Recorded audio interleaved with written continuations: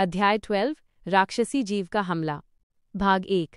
जीत का भ्रम और फील्ड ट्रेनिंग की शुरुआत। आर्यन की रुद्र पर अप्रत्याशित जीत ने अकादमी के नॉविस मेजेस के बीच उसकी स्थिति बदल दी थी। वो अब माना रहित मजाक का पात्र नहीं था, बल्कि एक अप्रत्याशित रणनीतिकार था। हालांकि ये जीत रुद्र के भीतर जहरीली ईर्ष्या बो गई थी, जिसने चुपचाप बदला लेने का संकल्प लिया था। इस जीत के बावजूद वेदांत ने आर्यन को कोई विशेष रियायत नहीं दी। एक नकली जीत का मतलब ये नहीं कि तुम वास्तविक युद्ध के लिए तैयार हो, वेदांत ने उसे चेतावनी दी थी। अगले दिन सभी नॉविस मेजेस को उनकी पहली फील्ड ट्रेनिंग के लिए तैयार किया गया। उद्देश्य साधारण था, अकादमी के सुरक्षा घेरे के ठीक बाहर, जिसे द वाइल्ड्स कहा जाता था, वहां प्रवेश करना और किसी भी जंगली प्राणी या मामूली खतरे का सामना करने के लिए तैयार रहना। आर्यन की टीम में उसके साथ 2 अन्य छात्र थे, जिनसे उसकी अच्छी दोस्त अर्थ मेज। वह हमेशा चिंतित रहता था, लेकिन उसका अर्थ बैरियर स्पेल भरोसेमंद था। मीरा एक तेज और व्यावहारिक वाटर मेज। वो अपने वाटर स्ट्रीम स्पेल से दुश्मनों को धीमा करने और टीम को सहायता देने में कुशल थी। यह वही मीरा नहीं है जिसने आर्यन को बचाया था, ये एक सहपाठी मीरा है। याद रखें, वेदांत ने उन्हें जंगल के द्वार पर इकट्ठा करते हुए निर्देश दिया। माना ड्यूएल में आप हारकर वापस आ सकते हैं, जंगल में आप मर सकते हैं। आपका प्राथमिक लक्ष्य सर्वाइवल, बचाव और टीम वर्क सामूहिक कार्य है, कोई व्यक्तिगत गौरव नहीं। छात्रों के चेहरों पर उत्साह और घबराहट दोनों का मिश्रण था। वे अपनी एलिमेंट की शक्तियों से लैस थे और कवच पहने थे, लेकिन ये सब उन्हें किसी भी जंगली एलिमेंटा बीस्ट के सामने कितना बचा पाएगा, कोई नहीं जानता था। जैसे ही वे सुरक्षा रेखा से बाहर निकले, जंगल की हवा अजीब, भारी और अपरिचित महसूस हुई। चारों ओर जादुई जड़ी बूटियों की गंध और अज्ञात जीवों की फुसफुसाहट थी। भाग 2।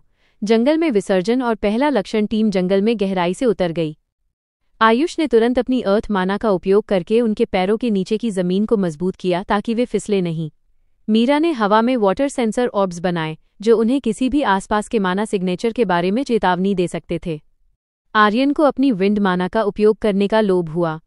विंड उसे और उसकी टीम को जंगल में तेजी से आगे बढ़ने में मदद कर सकती थी, लेकिन वो जानता था कि एक भी अनियंत्रित झोंका उसका रहस्य खोल देगा। इसलिए उसने केवल अपनी फायर माना को सक्रिय रखा, अपनी दृष्टि को गर्म करके अंधेरे को भेदने की कोशिश की। कुछ भी नहीं, मीरा ने फुसफुसाया।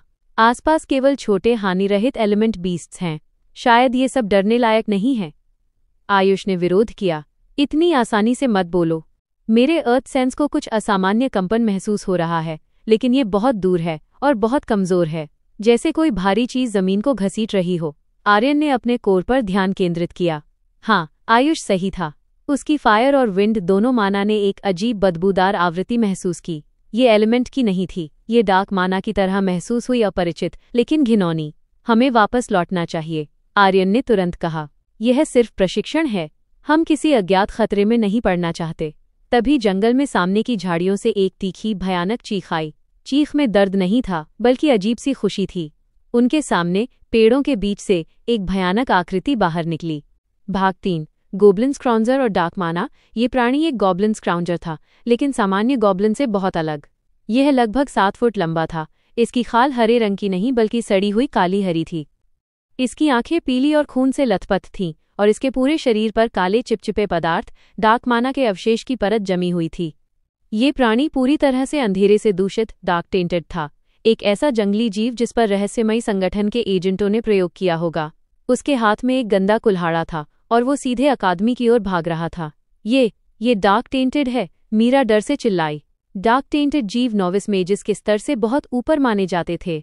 गॉब्लिन ने उन तीनों को देखा और एक भयानक दांत दिखाते हुए हंसा। उसने अपना कुल्हाड़ा उठाया और उसकी खाल पर जमी डार्क माना अजीब तरह से चमकने लगी। बिखरो, आर्यन ने चिल्लाया। आयुष ने तुरंत प्रतिक्रिया दी। उसने जोर से जमीन पर मुट्ठी मारी। अर्थ बैरियर। एक मोटी, भूरी मिट्टी की दीवार उनके और गॉब्लिन के बीच तेजी से उठी। गॉब्लिन ने दीवार पर कुल्हाड़ी मारी। धमाक! दीवार डगमगा गई, लेकिन टूटी नहीं। तुम्हारे अर्थ स्पेल्स बहुत धीमे हैं, आयुष। वो इसे तोड़ देगा, मीरा ने चिल्लाया। मीरा ने तुरंत अपनी हथेली खोली। Water stream. उसके हाथ से पानी की एक तेज बर्फीली धारा निकली, जो सीधे गॉब्लिन के पैरों पर लगी। गॉब्लिन फिसला, लेकिन उसका डार्क टेंटेड शरीर पानी के ठंडे प्रभाव को जल्दी झेल गया। आर्यन जानता था कि अब छिपने का समय नहीं है। ये उनकी फील्ड ट्रेनिंग नहीं थी, ये अस्तित्व की लड़ाई थी। भाग 4। आर्यन का फायर कवर और विंड का सूक्ष्म उपयोग गॉब्लिन ने अर्थ बैरियर पर हमला करना जारी रखा।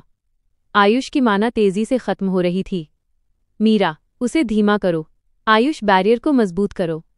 मैं कवर देता हूं, आर्यन ने आदेश दिया। उसकी आवाज में वो अधिकार था जो उसने द्वंद्व में दिखाया था। आर्यन ने अपनी फायर माना को अधिकतम 50% तक खींचा। इससे ज्यादा खींचने का मतलब था कोर का नियंत्रण खोना। उसकी हथेली में एक तेज, बड़ी फायरबॉल बनी जो सामान्य नोविस मेज की फायरबॉल से बड़ी थी। फायरबॉल! आर्यन ने फायरबॉल को गॉब्लिन के चेहरे पर फेंका। गॉब्लिन एक भयानक चीख के साथ पीछे हटा। डार्क टेंटेड जीवों को एलिमेंट बेस्ड हमलों से विशेष नफरत होती है। फायरबॉल ने गॉब्लिन के कंधे पर एक बड़ा, जलता हुआ निशान बना दिया। गॉब्लिन गुस्से से पागल हो गया। उसने अपनी पूरी शक्ति से अर्थ बैरियर पर हमला किया। क्रैक! बैरियर में दरार आ गई। वो अंदर आने वाला है, आयुष चिल्लाया। गॉब्लिन ने अंदर आने के लिए जोर लगाया। इस अत्यंत दबाव की स्थिति में आर्यन ने अपने विंड एलिमेंट का उपयोग करने का फैसला किया, लेकिन इस बार फायर के साथ संयोजन के लिए नहीं, बल्कि अकेले, अदृश्य वार के लिए। उसने अपने कोर से विंड को खींचा और उसे एक पतली, तेज, अदृश्य एयर ब्लेड में बदला। उसने एयर ब्लेड को गॉब्लिन के हाथ पर निशाना साधा, जहां वो बैरियर को पकड़े हुए था। जिप! एयर ब्लेड ने गॉब्लिन के हाथ की त्वचा को चीर दिया। यह कोई बड़ा घाव नहीं था, लेकिन यह बहुत तेज और अप्रत्याशित था। गॉब्लिन ने दर्द और भ्रम से अपना हाथ छोड़ दिया। भाग 5। समूह विजय और वेदांत का आगमन। गॉब्लिन के बैरियर से पीछे हटते ही आयुष ने अपनी अंतिम माना का उपयोग किया और बैरियर की दरारें सील कर दीं। मीरा ने तुरंत अपनी वाटर माना को आइस स्पाइक में बदल दिया और उसे गॉब्लिन के पैर में मारा। आइस स्पाइक गॉब्लिन के पैर में धंस गया। गॉब्लिन लड़खड़ाया, उसका ध्यान पूरी तरह से टूट चुका था। अब एक साथ! आर्यन ने चिल्लाया। तीनों ने मिलकर अपने बचे हुए एलिमेंट्स का सबसे शक्तिशाली वार किया। मीरा ने एक वाटर नेट गॉब्लिन को जकड़ लिया। आयुष ने जमीन से 2 स्टोन फिस्ट्स निकाले जो गॉब्लिन को जकड़ लिए। आर्यन ने अपनी अंतिम 30% फायर माना का उपयोग करके एक फायर स्ट्रीम गॉब्लिन के सीने पर दागा। फायर स्ट्रीम ने गॉब्लिन को पूरी तरह से जला दिया। डार्क टेंटेड जीव एक भयानक चीख के साथ जमीन पर गिर गया और उसकी काली हरी खाल से गहरा काला धुआं निकलने लगा, जो तुरंत हवा में गायब हो गया। लड़ाई खत्म हो गई थी। तीनों छात्र हाँफ रहे थे। उनके कपड़े फटे हुए थे और उनके शरीर से माना की कमी के कारण पसीना निकल रहा था। हमने कर दिखाया, मीरा ने खुशी से कहा। तभी जंगल के द्वार से तेज पैरों की आवाज आई। वेदांत, इरावती, लाइटनिंग मिस्ट्रेस और कुछ वरिष्ठ एडवांस्ड मेजेस सुरक्षा घेरे को पार करके भागे चले आ रहे थे। वेदांत ने जले हुए पेड़, टूटे हुए पत्थरों और जमीन पर गॉब्लिन के धुएं वाले अवशेषों को देखा। फिर उन्होंने आर्यन, आयुष और मीरा को देखा, थके हुए लेकिन खड़े हुए। वेदांत की नज़र आर्यन पर टिकी। उन्हें पता था कि एक साधारण फायर मेज अकेले एयर ब्लेड या उस तीव्र फायर स्ट्रीम को नहीं मार सकता था। उन्होंने आर्यन की माना वेव्स को पढ़ा, स्थिर लेकिन थकी हुई, और उसके भीतर विंड की सूक्ष्म छाप स्पष्ट थी। वेदांत ने अपने मन में सोचा, उसने खुद को उजागर नहीं किया।